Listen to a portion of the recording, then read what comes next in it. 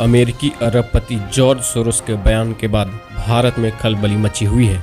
George Soros ने कहा है कि उद्योगपति अडानी के साम्राज्य में मचे उथल पुथल के बाद पीएम नरेंद्र मोदी को अपनी संसद को जवाब देना होगा और इससे भारत में लोकतांत्रिक परिवर्तन का रास्ता खुलेगा।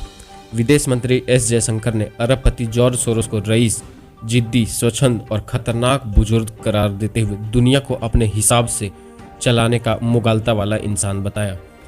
इसके बाद एक हेज फंड मैनेजर से समाज सेवी बने जॉर्ज सोरोस के बारे में कुछ तथ्य जानना जरूरी है।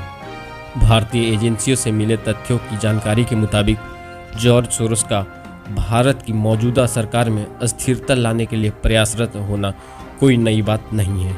जॉर्ज सोरोस के बारे में भारतीय एजेंसियों के जरिए कुछ चौंकाने वाले तथ्य सामने आए हैं।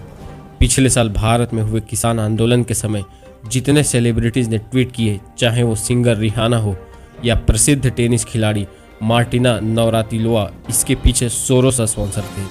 इसके अलावा किसान आंदोलन के वक्त भारतीय फिल्मी जगत की कई सुप्रसिद्ध हस्तियों ने भी जो ट्वीट किए थे, उनके स्पॉन्सर भी जॉर्ज सोरोस ही थे।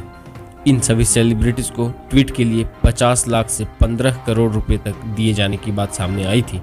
विदेशी मामलों पर निगरानी रखने वाले लोगों का मानना है कि देश में अस्थिरता फैलाने के मंसूबे से खालिस्तानी आंदोलनों की फंडिंग भी सोरोस और उनसे जुड़े संस्थाओं के द्वारा की जा रही है। विदेशों में खासकर ऑस्ट्रेलिया, इंग्लैंड और कनाडा से जॉर्ज सोरोस की संस्था ओपन सोसाइटी इस तरह के अतिवादियों को बढ़ावा दे रही है।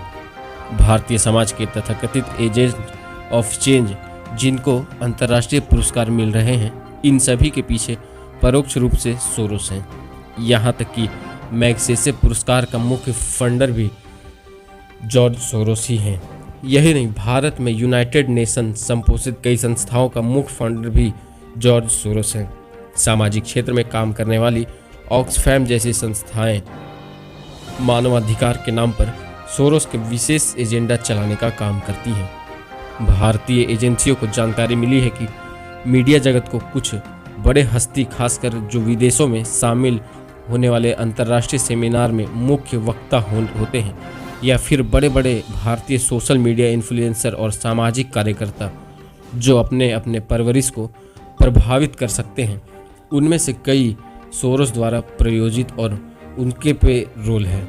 साल 2020 में भी सोरोस ने प्रधानमंत्री नरेंद्र मोदी के खिलाफ बयान दिया था। तब कश्मीर और सीए निशाने पर था।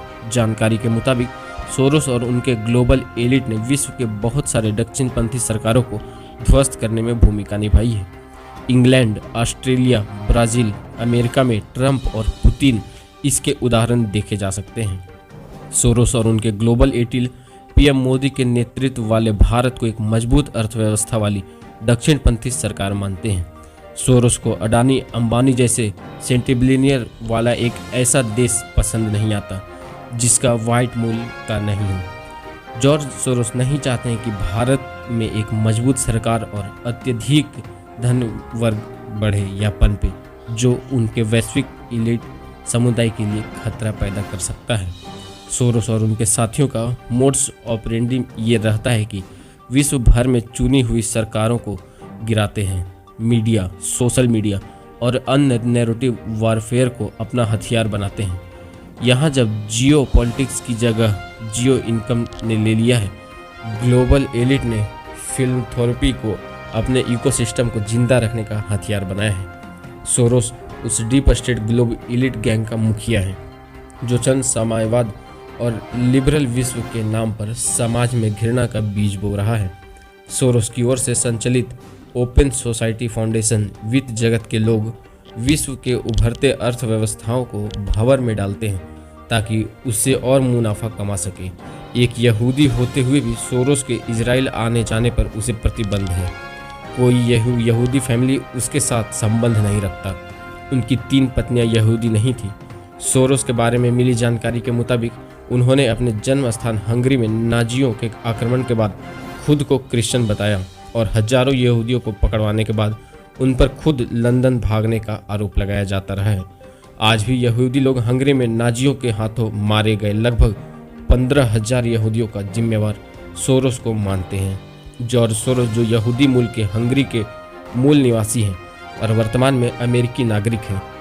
समाजसेवी के रूप में वो वित्त प्रधान और हेज फंड के क्षेत्र में एक काफ़ी विख्यात अरबपति हैं। जब आप तरक्की करते हैं तो स्वाभाविक रूप से अपने दुश्मनों की फौज खड़ी करते हैं। जिस दिन यह खबर आई कि भारत 5वां समृद्ध देश हो गया है, भारत रक्षा क्षेत्र में आत्मनिर्भर हो रहा है, भारत दवा क्षेत्र में सबसे बड़ा निर्यात देश हो गया है, तेल खरीदकर तेल निर्यात कर रहा है, उसी दिन इसके छत्रपति भारत और मोदी के दुश्मन हो गए। इन्हें कैसे बर्दाश्त होता है कि भारत का किसान संपन्न हो रहे हैं।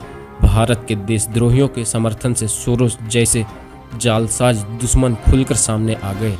उसने $1 बिलियन या 8,000 करोड़ का फंड मोदी को हराने के लिए खर्च करने का प्रण लिया है। फोर्ड, रॉकफेलर और अन्य को मिलाकर देखा जाए तो यह रकम 50,000 करोड़ का है। विदेशी ही नहीं, कुछ देसी धन कुबेर भी इसमें शामिल है।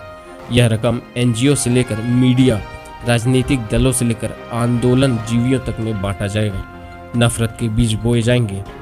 मोदी से लेकर हिंदुओं तक को टारगेट किया जाएगा। वह सब कुछ दोहराया जाएगा जो पिछले 8 साल से चल रहे हैं। जिहादी नक्सली तत्व सक्रिय होंगे। किसानों के नाम पे खालिस्तानी नक्सली घेराव करेंगे। CAA, गुजरात दंगा, समान नागरिक संहिता, धारा 370, नोटबंदी, GST जैसे मुद्दों पर आंदोलन होगा, तोड़फोड़ होगा, दंगे किए जाएंगे। मैं दिल्ली से सिद्धार्थ सौरभ बिंदास बोल के लिए। बिंदास बोल न्यूज, आज की खबर आज ही पढ़ें।